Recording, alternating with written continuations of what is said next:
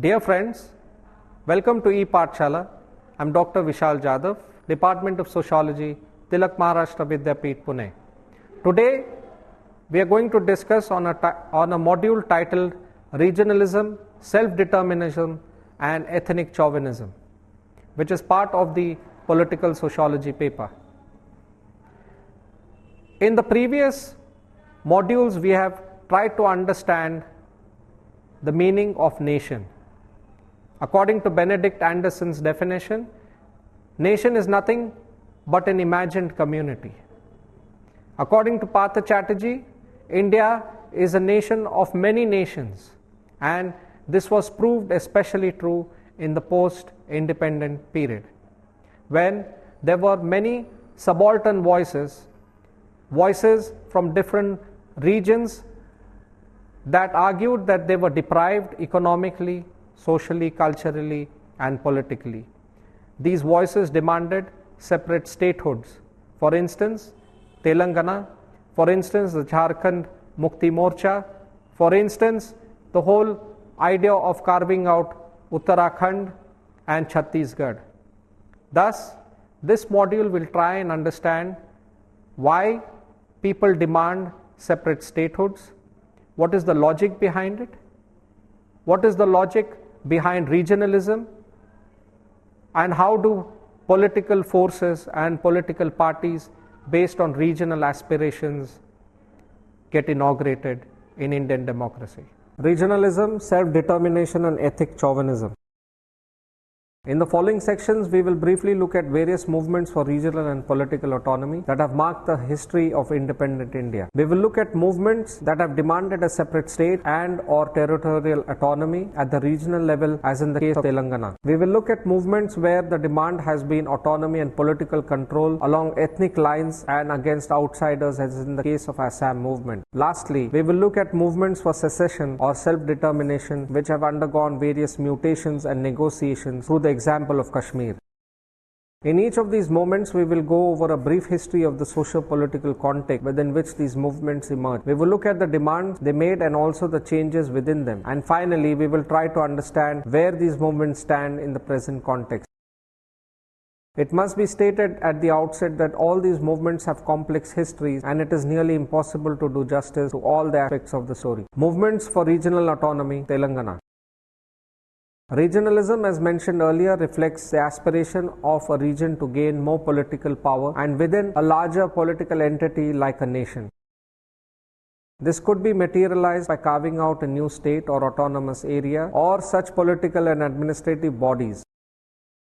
In India, based on the report submitted by State Reorganization Commission in 1955, the first phase of large-scale reorganization of state boundaries was implemented in 1956. Since then, many changes and further reorganizations have resulted in India having 29 states, 7 union territories and several autonomous districts with varying degrees of autonomy in Manipur, Assam, Tripura, etc. like the Bodoland Territorial Area District in Assam. For a better understanding of these processes, one could look at Majid Akhtar's Regionalism, Developmental Tensions in India, Louis Tillin's, actually we can cut this out. In these ongoing processes of state reorganization, Jharkhand, Chhattisgarh and Uttarakhand were formed in 2000, and the most newly formed state in India is Telangana, which has had a long history of movement of autonomy.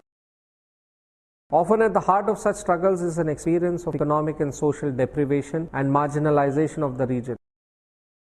The politics of regionalism will be discussed through the example of Telangana movement.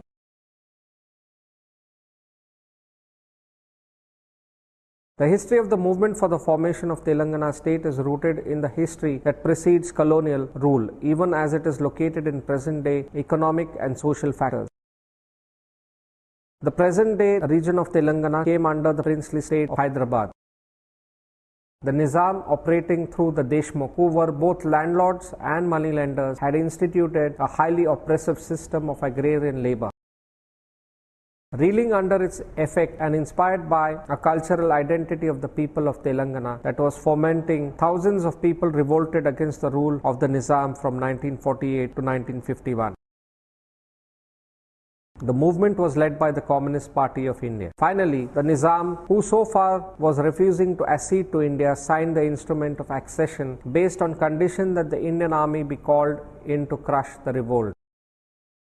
The movement was crushed in 1951 and Telangana became a part of India and got integrated with the Telugu-speaking Andhra region. While the communist history of Telangana movement had long been removed from the discourse, the demand for a separate state continued to be based in terms of economic deprivation of the region of Telangana within the larger Andhra region. From 1952 onwards, agitations like non-mulkis, that is outsiders, began, which highlighted the abysmal treatment of the people from Telangana by officials and administrative bodies run by people from coastal Andhra and district which were part of the Madras Presidency. This agitation turned towards a program for state reorganization. In 1953, State Reorganization Commission of the Indian government, leaders from Congress and Socialist parties opposed the formation of larger Andhra state, Vishal Andhra. While the commission recommended the autonomy of Telangana state, the powerful lobby of Andhra leaders ensured that Telangana stayed within Andhra. The Andhra leaders wanted the Telangana region to be conduit in economic growth of the entire state, while the proponents of Telangana felt that the educational and economic backwardness will be further exploited in this larger formation.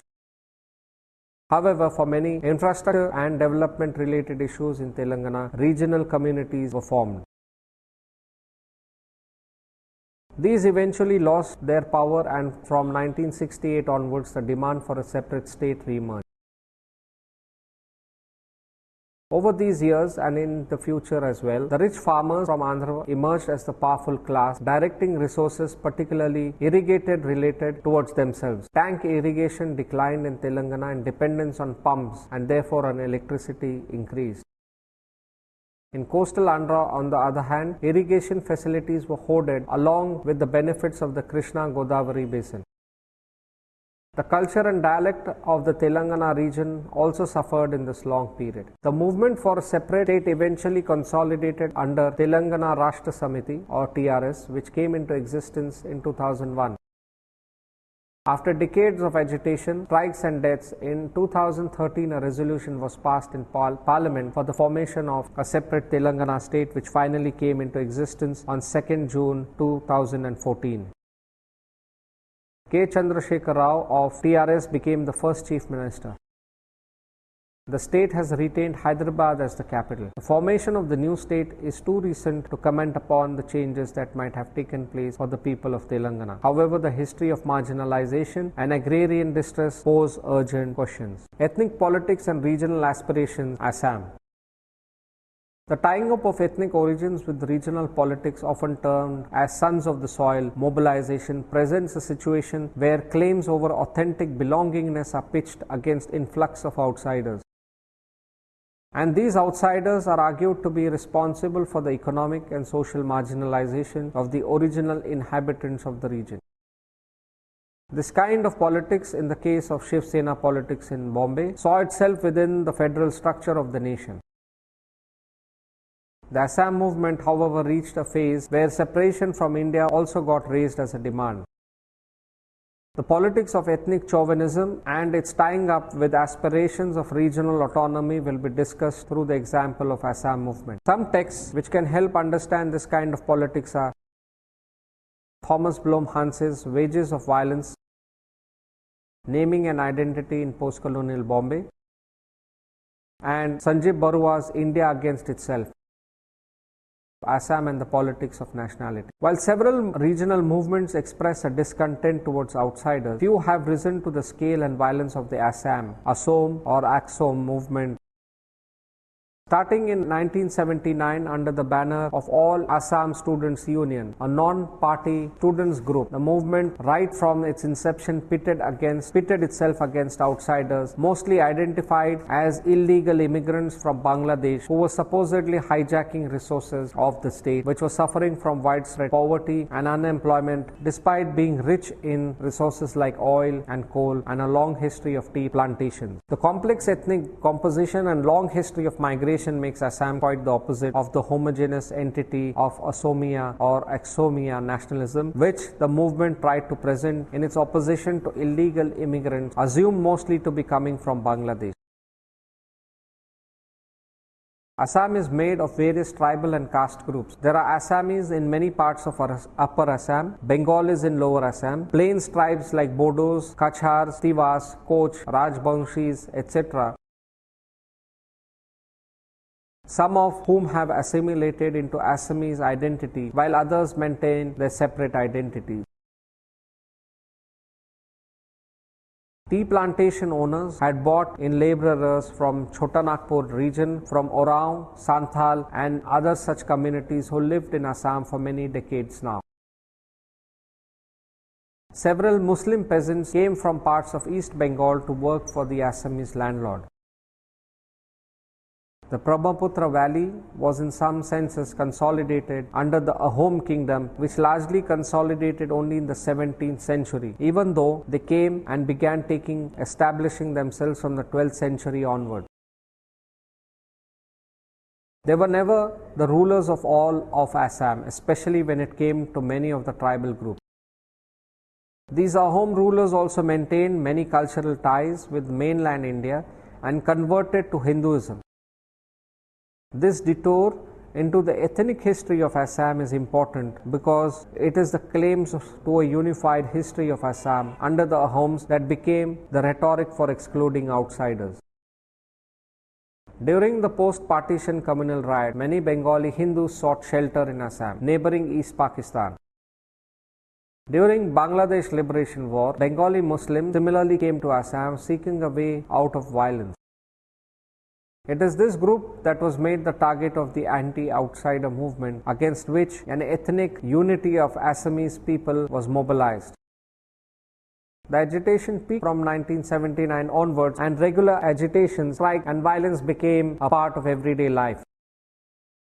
Before this period, the economic failures of the government were already being used by the Assamese middle class to whip up an anti-Bengali sentiment. The most horrific event of this movement, and perhaps one of the most horrific ones in the country, was the Nellie massacre of 1983, when ASU had called for a boycott of state elections. Many people of Bangladeshi origin were promised voting rights by the Indira Gandhi government. Accusing this group of defying the boycott, around 2,200 Muslims, by conservative estimate, were killed in a span of 6 to 7 hours.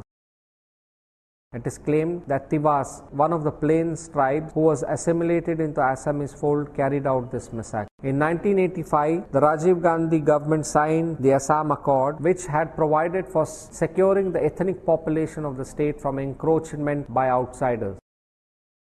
By this time, along with the ASU, a political party by the name of Assam Gana Parishad, or the AJP, had in some ways taken lead of the movement. After the accord, they won the 1986 elections. However, not much changed in the lives of the Assamese people. Another outfit which had emerged during this period was the United Liberation Front of Assam, or the ULFA.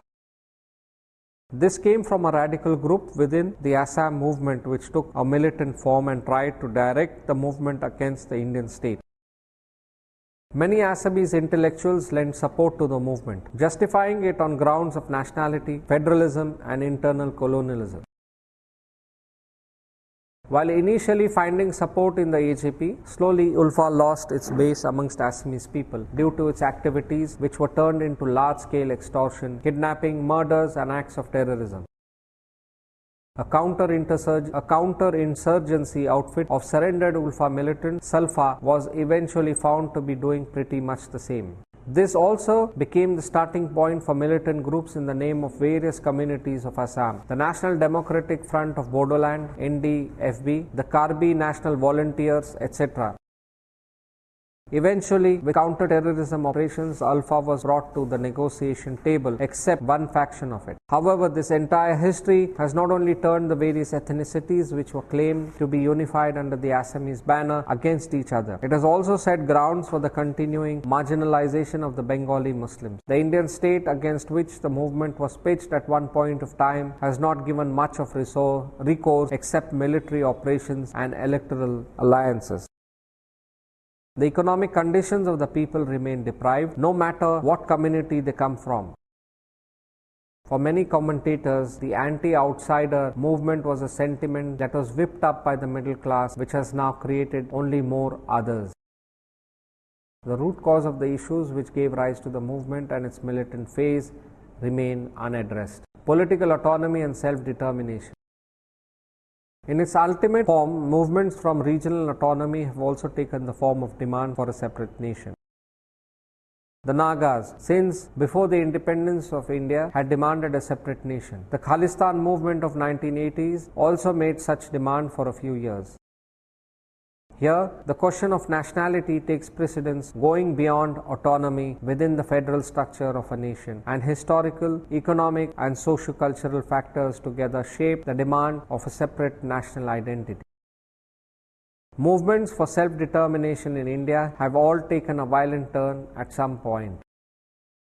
Armed conflict between groups demanding separation from India and India's states, military and paramilitary forces have obviously resulted in loss of life and property and displacement of ordinary people. In this section, we will look at the Kashmiri and Naga movements in order to understand a context where demands for regional and political autonomy have been in the form of movements for self-determination. Like in other sections, a brief understanding of the movement's history is important in contextualizing it. For an understanding of secessionist movements, some key texts are Balraj Puri's Kashmir, Insurgency and After, Udayan Mishra's The Periphery Strikes Back, Challenges to the Nation-State in Assam and Nagaland, and A.G. Noorani's The Kashmir Dispute, 1947 to 2012. Nagaland. The Naga people, since before independence, saw themselves as separate from the Indian Union. As far back as in 1929, the Naga Club, an all-Naga organization, submitted a memorandum to the Simon Commission that they seek to be independent. Dissatisfied with the prospect of being a part of the Indian Union, the Naga National Council appealed to the British and the Indian government for independence. Their leaders argued that since the Nagas were historically, racially, culturally different from Indians and were never occupied by the Indian rulers, they should be granted freedom as sovereign country when the British would finally leave India. It was decided under the 9-point agreement that in a period of 10 years, the Nagas will be free to decide their future. Indian government's disregard for the agreement led the NNC to declare Nagaland to be independent on 14th August 1947 under the leadership of Zapo Fizo. Indian state continued to disregard Naga demands and sought to have autonomous bodies for hill tribes, wherein Nagas featured as a part of Assam. The NNC, on the other hand, conducted a plebiscite in 1961, which they claimed that 99% of the Naga people wanted an independent Naga nation. They also boycotted elections, following which the Indian state used indiscriminate force to suppress the movement.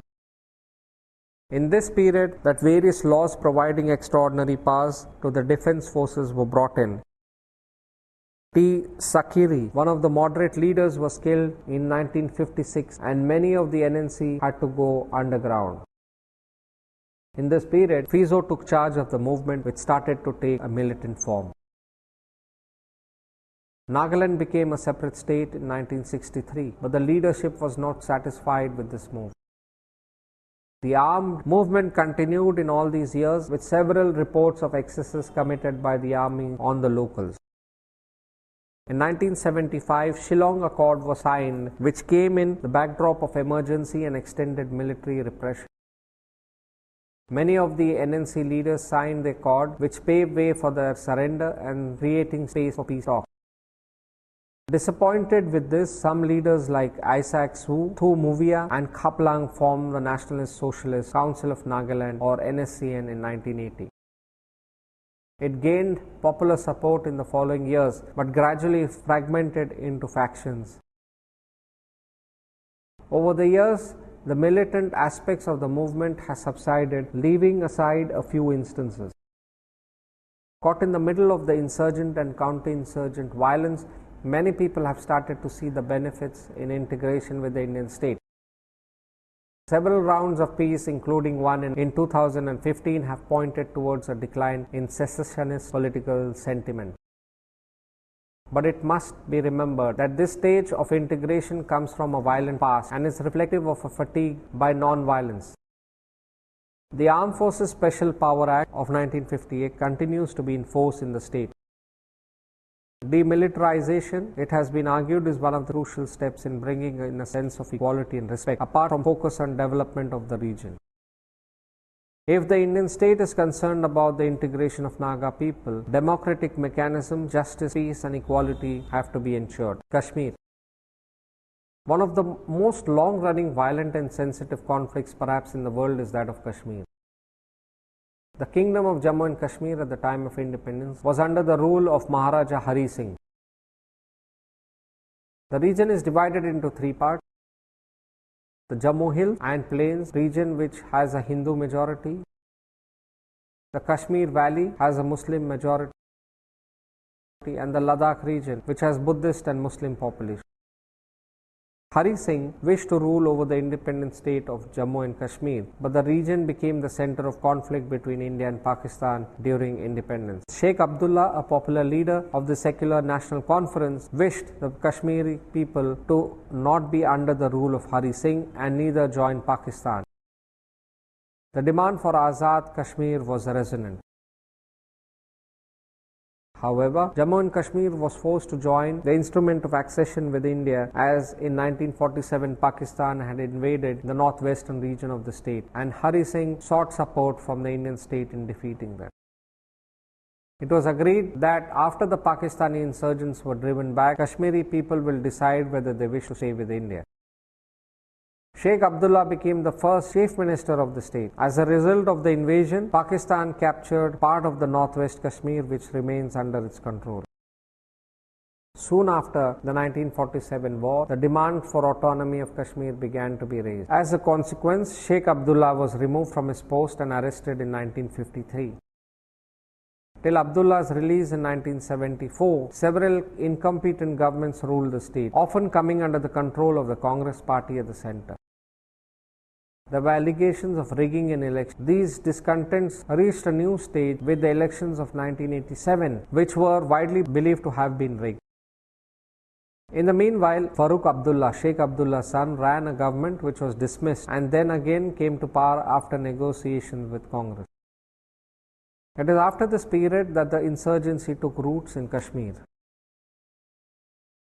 The demand for Azad Kashmir, with its multiple interpretations, flourished in the midst of insurgent violence, often supported by Pakistan, and the escalating violence and civil rights abuses by Indian military and paramilitary forces. The demand for Azadi for some means the independence of Kashmir from both India and Pakistan, merger with Pakistan for some, and greater autonomy within the Indian Union for others.